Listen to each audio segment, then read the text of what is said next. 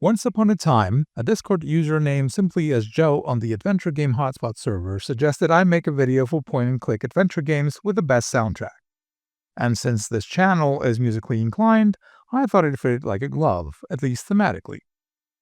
The main problem with compiling a list like this is that there are hundreds of exceptional soundtracks out there. So this boils down to which games I've played up to now, and thankfully I've played quite a few of them, and how much I like the soundtracks of these games based on personal preference. So here's a list of just 7 of my personal favorite adventure game soundtracks, not necessarily just point-and-click ones, but all of them adventures. Disclaimer, I will be cheating. The first game on the list is Hell, developed and published by Amanita Design. As a game, Hell is very short, at slightly under 2 hours, and you basically travel around various screens and have fun with the main character. Gameplay-wise, it is not challenging at all, but the art design, animation, world building, and above all the music make this one stand out for me. Your goal is to get Hell's cherry back, and no, that's not a euphemism for anything. It's a kid's game, chill. The game has 30 very short levels, and some of them include minigames, but at under 2 hours, the emphasis is obviously on giving the impression of an interactive cartoon rather than a game with challenging puzzles. The soundtrack is quite playful and varied, and suits the world of Hell extremely well. In fact, I'd go as far as to say that it fleshes it out, and any other type of music would be out of place. It was composed, recorded, and produced by the duo band Dva from the Czech Republic. Even though Dva are described as an alternative rock and freak folk band, the soundtrack is mainly electronic music, mostly fast-paced, although there is the occasional hip-hop feel in a couple of tracks. At other times, the music pays homage to old video game music, and the way it's structured suits the world of Hell quite well. The whole package gives me the impression that it was made by Rowan Atkinson's Mr. Bean, as I characterize the whole game, not just the soundtrack, as eccentric, zany, and funny.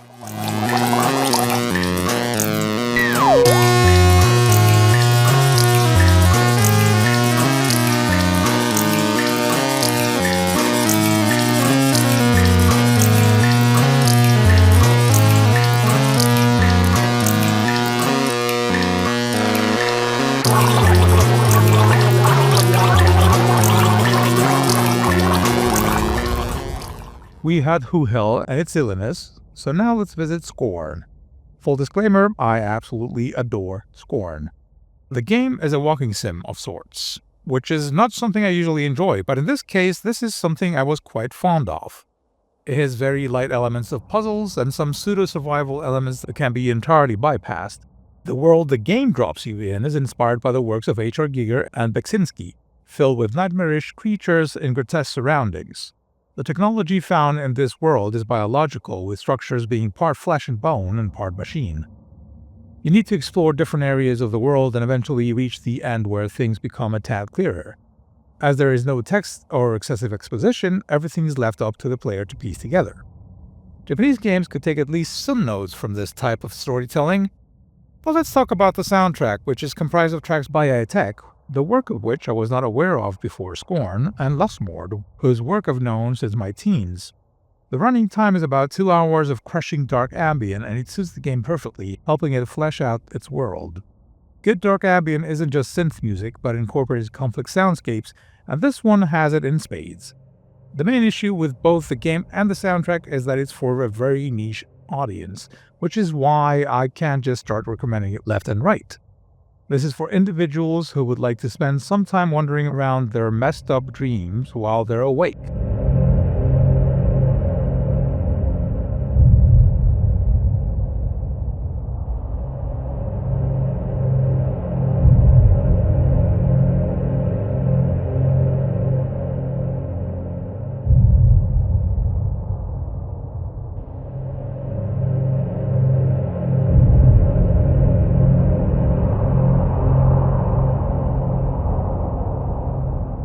Remember when I said I'll be cheating? Well, here are 3 soundtracks bundled into one entry. Some of my favorite soundtracks have been composed by Michael Land, Peter McConnell, and Clint Bajakian for LucasArts. And these include Grim Fandango, Day of the Tentacle, and Monkey Island 2: LeChuck's Revenge. Hell, let's go all out with the cheating. I'll even include Full Throttle in the mix, although the main soundtrack for that game was written by the Gone Jackals, an obscure rock group based in San Francisco. Let's start with Monkey Island 2. I've played the game countless of times. At some point, I was playing the Monkey Island games every summer. Everybody working on that title was at the top of their game in that period, and it shows. Everything about it feels like it was created during long bouts of inspiration, and this is especially true about the soundtrack. When the game came out, it lacked voice acting, so the music had to take care of helping all the written jokes land by accompanying each scene in the best way possible, and it does an exceptional job at that.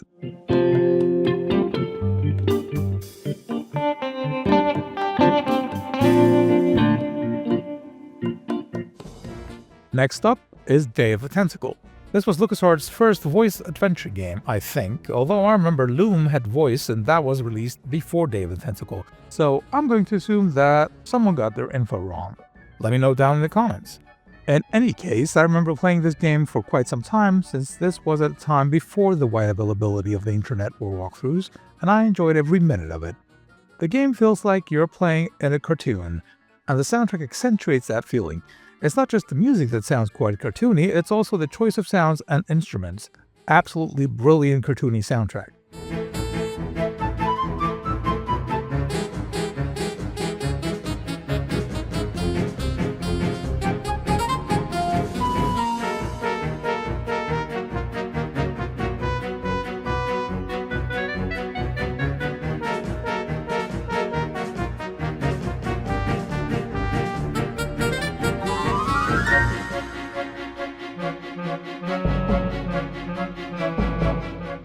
Even though Michael Land, Peter McConnell, and Clint Bajakian had worked together on Monkey Island 2 and Day of the Tentacle, Grim Fandango saw Peter McConnell tackling the soundtrack without them.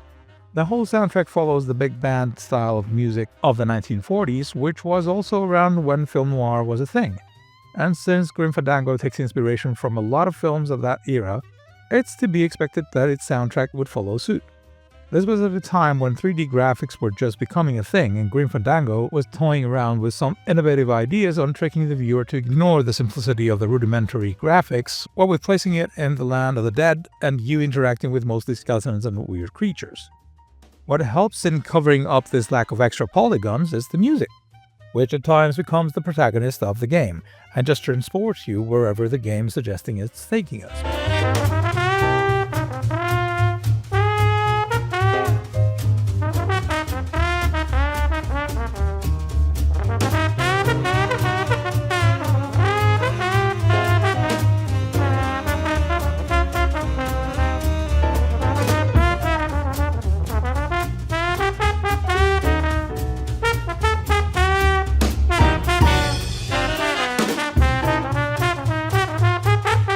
And lastly, in this cheating segment is another LucasArts game soundtrack, and that's Full Throttle with the Gone Jackals. Full Throttle was a game that, again, was full of personality, as were all of LucasArts adventure games. Yes, even Escape from Monkey Island, and that becomes underlined when you add Gone Jackals music into the mix. On one hand, you've got some nerds from San Francisco who are coding a game about bikers set in the future, and on the other, you've got some actual bikers who know how to rock in charge of the soundtrack. The result just works, weirdly enough. Who would have thunk it?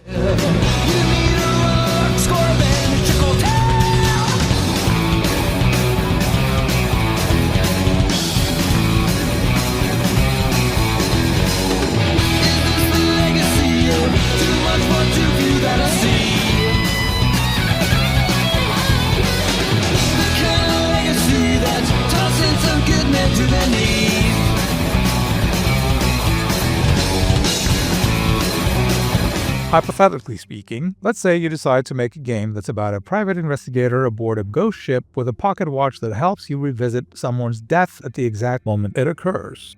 You set it in 1807 and also make the graphics look like a very old Apple computer. What type of music would you have accompanying your game? If you guess music in 2/4 time that is sometimes reminiscent of sea shanties and played with a synthesizer to sound like chamber music, then you guessed right. Everything about Return of the Obra Dinn suggests that it wouldn't work in its complete form, but it does. And the soundtrack, if one can ignore the occasional cheap-sounding synthesizer sound, is just the cherry on top. Sure, if you were to give me an elevator pitch with the above, I'd just start tapping on the nearest floor button in an attempt to escape. Yet who says that a game about investigating murders using a magic pocket watch needs any other type of music? Everything about this game screams, these things don't go together, and yet it just works. In any case, my only problem with this soundtrack is that it's too short. That's how much I enjoy it. Again, this isn't a game I'd recommend to everyone around me, but if you enjoy a good head scratcher, then you can't go wrong with this one. However, this is the only soundtrack on this list that is strongly tied to its game, and I don't think it will work outside of that context for someone just listening to it on its own.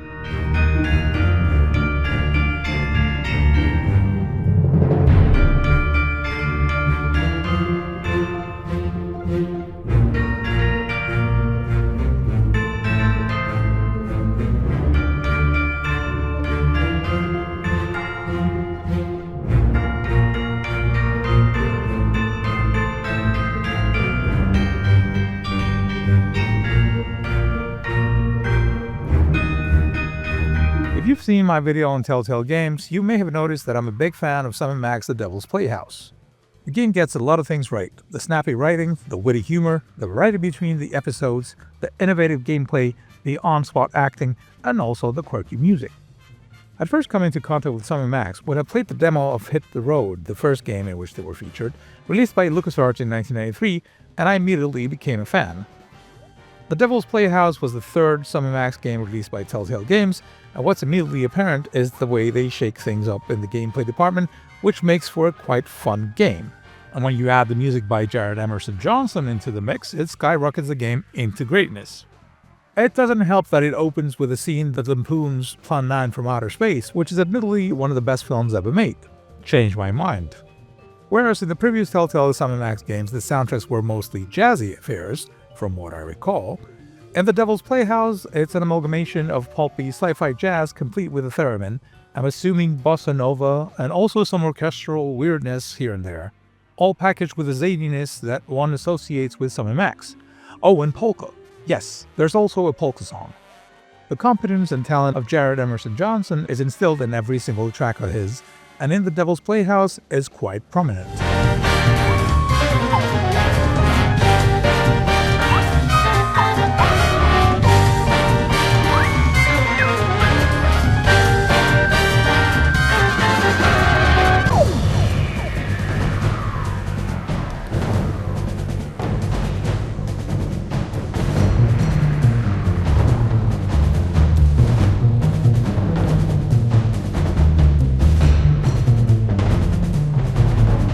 I confess that I did not play Gabriel Knight's Sins of the Fathers when it first came out, mainly because I didn't like how Sierra was handling random deaths in their games, and I preferred LucasArts' design philosophy. But I did end up playing it and its remake many years later, and it's indeed an excellent adventure game and has become one I revere greatly. I did play the original first and the remake right after, and I can honestly say that I consider the remake the definitive way to play this now, which may come as a surprise to fans of the original, but they're all in their 40s and 50s now, so I probably won't be getting any death threats from them.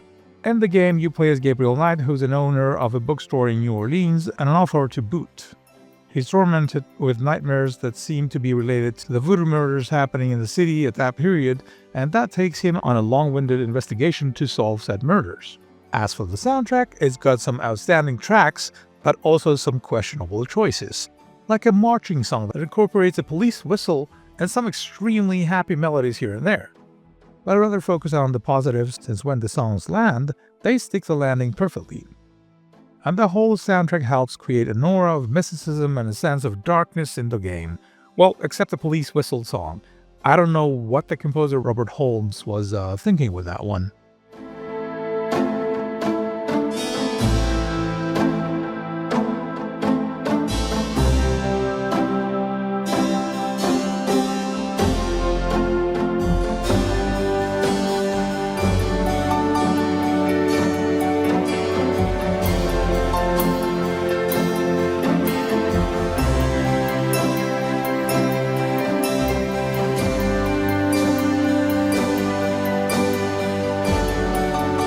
I've saved my absolute favorite for last, and that's the soundtrack to The Neverhood by Terry Scott Taylor.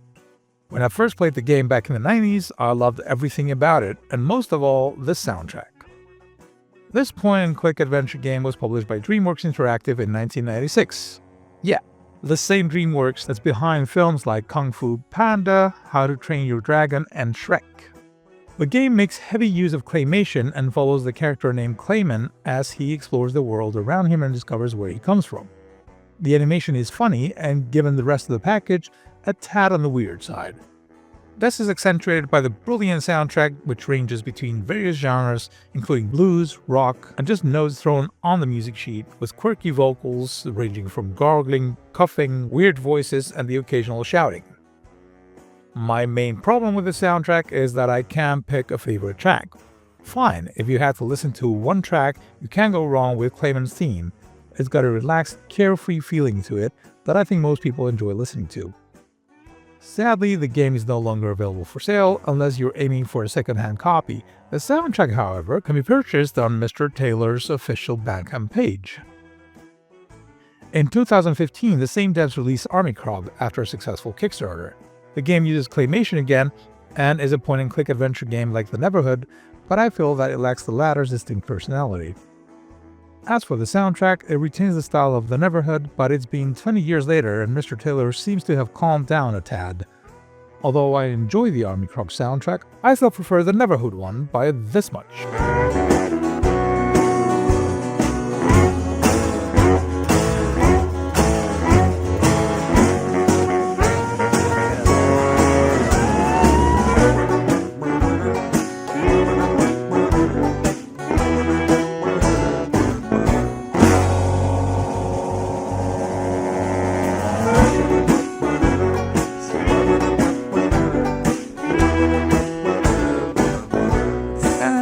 This have been my absolute favorite point-and-click soundtracks for now.